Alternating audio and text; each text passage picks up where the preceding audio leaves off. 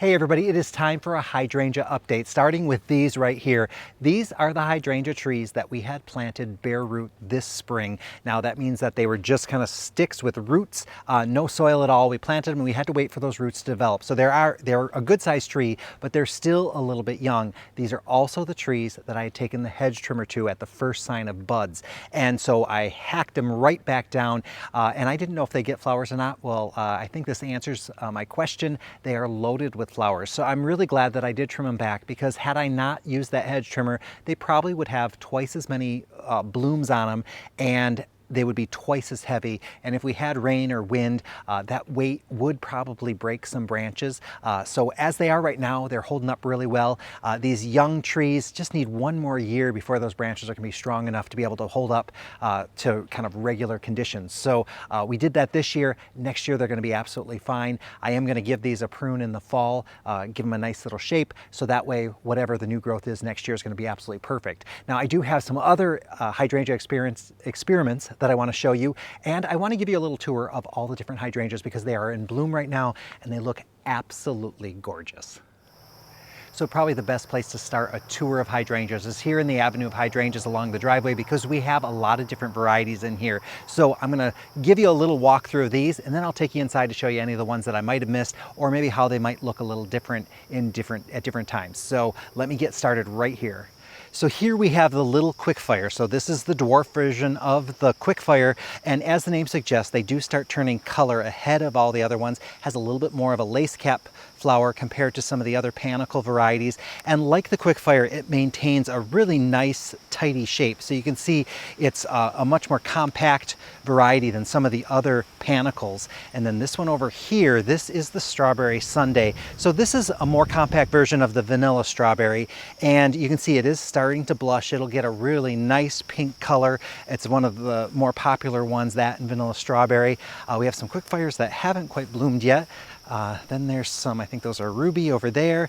These here are all of the quickfire fabs. So like the other quickfire, this one has a very different flower, but it does bloom earlier and it does start to blush usually a little bit sooner than the other varieties. We're not seeing a lot of blushing on this one yet, but it is really a floriferous variety. There are so many blooms on these, and they're really nice and large and beautiful.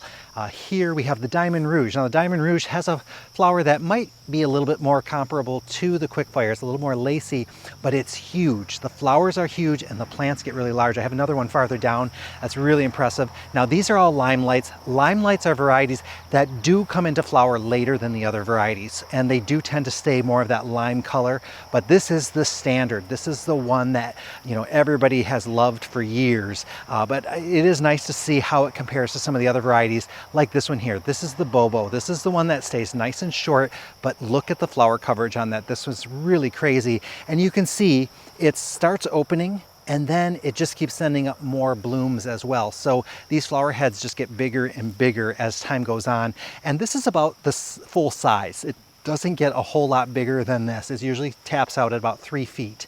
And then over here we have the firelight. I absolutely love the firelight. It does tend to get its flowers kind of right along the top of the canopy, has a really nice habit to it. And then also, look at that nice blush. It's gonna get a lot more red than a lot of the other varieties, so kind of nice. Now here we have some more of the little quickfires. These have turned color a lot faster, so they're really getting that nice kind of strawberry rich color going for them. Let's see, we also have some more firelights in here. Another firelight there. This one here, let me double check that I don't tell you the wrong thing. Okay, so this is a candelabra. Now candelabra these are the only ones we have right now, but it's very similar to the Pinky Winky. So it has these nice long panicles. They start to open from the bottom and they turn color from the bottom, but they keep sending up more and more blooms. So eventually these flower heads can get like 16 inches tall, and the bottom can be hot pink and the top can be a really nice white. So it's an unusual one. And like I said, this one and Pinky Winky are absolutely beautiful. Here's something else in the limelight family that is holding on, probably a little lime. Then over here, this is gonna probably be, I'm trying to remember, it probably is a vanilla strawberry, but I'm not absolutely sure because I don't see the tag. I know there's a tag in there somewhere, but I'm not gonna dig, but that's kind of where that is. You can see more of the lime versions are gonna be little limes. And then this one here is probably a Diamond Rouge. This one here is a Quickfire Fab again. Let's see, over here we have a Berry White. Berry Whites get a nice dark color as well. So that one's just starting out. This one here is a Berry White as well. So you can see the Berry Whites get kind of a nice big flower on them. Quite a difference between the flowers on these. Something tells me that that is not a Berry White actually. I think that's a Diamond Rouge. So I think I need to change the tag on that, because as I look at it, this is definitely a Berry White. This is most likely a Diamond Rouge. So somehow that tag got mixed in there. Let's see, these are in the Limelight family. These are Diamond Rouge as well. Look at the flower heads on this thing. Absolutely enormous. And they're really kind of a cool one because of that. Not only because of their size, but because they're both kind of more of a lacy and large. So look at the big petals on it, big flower heads, and the plant itself gets really, really large. So that's a great example there. Here we have probably more of the Limelight family, probably Limelight Primes. Here are some more of the Quickfire Fabs. So this is that Panicle variety flower that we're really used to in the Quickfire family. So it is starting to turn that really great pink color. Absolutely love how that looks. And again, look at how many flowers are on that. Really, really nice. This one here is Moonrock, and we don't have any more Moonrock right now. We will be getting it again in the future, but I like this one because it has kind of more of that moonscape. So instead of having that really tight panicle shape, it does kind of send up, clusters of flowers. So it does have, a different type of flower than some of the other ones. And the petals are nice and small, but really, really compact, and has lots of petals as well. So absolutely beautiful. And of course, my little experimental hibiscus, hardy hibiscus, are doing very, very well as well. So let me show you a couple other hydrangeas that are inside. Before I go inside, I do want to introduce you to a brand new variety of hydrangea. This is the Little Hottie. It's from First Editions. They're the folks who bring us the vanilla strawberry, the berry white, the strawberry sundae, and the diamond rouge. And they have great, great hydrangeas. Well, this one is definitely a more compact variety. It stays more 3 to 5 feet. You can see it is covered in flowers. I think it's going to behave a lot like a bobo, where it starts flowering and then it just keeps sending up more. I think we're going to have really large flower heads on this. So we're going to keep an eye on this one. It's, like I said, it is brand new, and it literally arrived here yesterday. So you're not going to probably see this hydrangea anywhere else because it hasn't really come to market yet. Or if it has, it's just in limited areas. So we're very happy to have the Little Hottie in the mix. Then I'm going to go over here to the spot where I would, sorry, we're looking into the sun here, where I would have been taking you through the hydrangea tunnel. Unfortunately, we did have to dismantle it simply because of the weather. We've had some extreme wind and rain lately. So we just wanted to protect those trees because they have been purchased and they're going to be used in a wedding this coming weekend, and we did not want to damage them. They've been in really good shape, and they probably, most of them would have held up. These are the quick fires. These, because of their compact habit, we don't have to worry about them as much in the weather. They tend to be really strong and sturdy, but all the other varieties, they just sometimes at this point in their life just have a hard time holding up. And you can see there was some damage on these here. So this one here is just stressed. This fall we're going to go and prune it back and reshape it. It's going to be in even better shape next year.